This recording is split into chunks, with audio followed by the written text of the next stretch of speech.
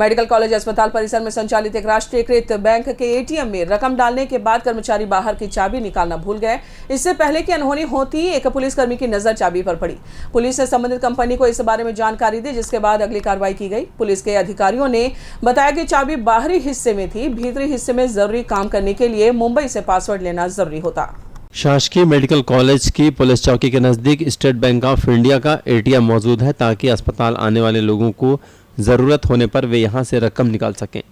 Police चौकी के आरक्षक राजेश अनंत अपनी ज़रूरत के लिए एटीएम मशीन पहुंचे थे। इस दौरान मशीन ने रकम नहीं उगले। चौहान दोबारा प्रक्रिया पूरी करता, इससे पहले उसकी नज़र मशीन के सामने हिस्से में लगी चाबी पर पड़ी। उसने मशीन को गौर से देखा तो बाजू में भी एक अन्य चाबी लगी हुई थी, जिससे आरक्षक हैरान रह गया। उसने अनहोनी की आशंका पर अधिकारियों को मामले की जानकारी दी। सिविल लाइन थाना प्रभारी प्रमोद डनसेना अपनी टीम के साथ यहां पहुंचे। उन्होंने एसबीआई के मुख्य शाखा प्रबंधक से चर्चा की और इस बारे में जानकारी दी। पता चला कि एटीएम में रकम लोड करने का ठेका सीएमएस नामक कंपनी को मिला हुआ है। कंपनी को इसकी जानकारी हुई तो 2 कर्मचारी तुरंत यहां भेजे गए। पूछताछ के दौरान मानस नगर निवासी इंद्रजीत श्रीवास और हाउसिंग बोर्ड निवासी रवि गढ़वाल ने बताया कि रवि के पास मशीन की चाबी थी, लेकिन इंद्रजीत के पास चाबी नहीं मिली। मशीन से रकम नहीं निकलने की शिकायत पर वे जांच के लिए पहुंचे थे।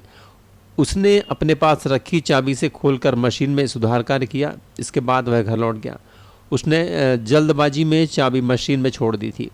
सीएसपी भूषण एक्का ने बताया कि चाबी से बाहर का कैबिनेट खुल सकता है, जबकि भीतर का हिस्सा खोलने के लिए एक पासवर्ड की आवश्यकता होती है।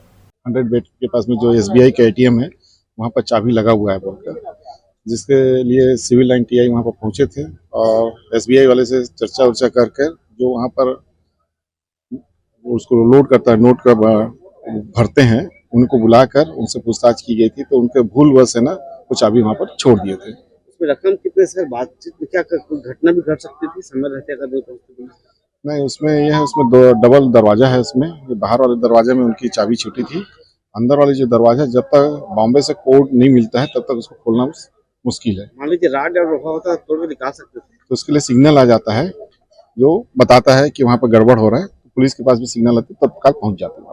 इस मामले में ठेका कंपनी के कर्मचारियों ने अपनी गलती तो स्वीकार कर ली, लेकिन उसकी लापरवाही से बड़ी अनहोनी घट सकती थी और इसका खामियाजा आसपास में मौजूद लोगों को उठाना पड़ सकता था। किसी प्रकार की गड़बड़ी होने पर पुलिस को भी माथापच्ची करनी पड़ सकती थी। इस घटना ने बैंक और एटीएम बूथ में आपातकालीन नंबर नहीं होने की बात को भी उजागर किया है। बताया गया कि एटीएम बूथ में टोल फ्री नंबर तो दर्ज है। इस नंबर पर सिर्फ मशीन से होने वाली असुविधा की शिकायत की जा सकती है। वहीं बैंक के अधिकारियों का नंबर हर किसी के पास मिलना संभव नहीं है। ऐसे में तत्काल सूचना देना काफ़ी मुश्किल हो सकता है। भविष्य में इस प्रकार की घटनाएं ना हो, इसके लिए बैंक प्रबंधन के साथ साथ उस ठेका कंपनी के कर्मचारियों को सतर्कता दिखानी होगी, जिससे अहम जिम्मेदारी मिली हुई है। ग्रैंड न्यूज़ के लिए पवन तिवारी के साथ मनोज यादव की रिपोर्ट।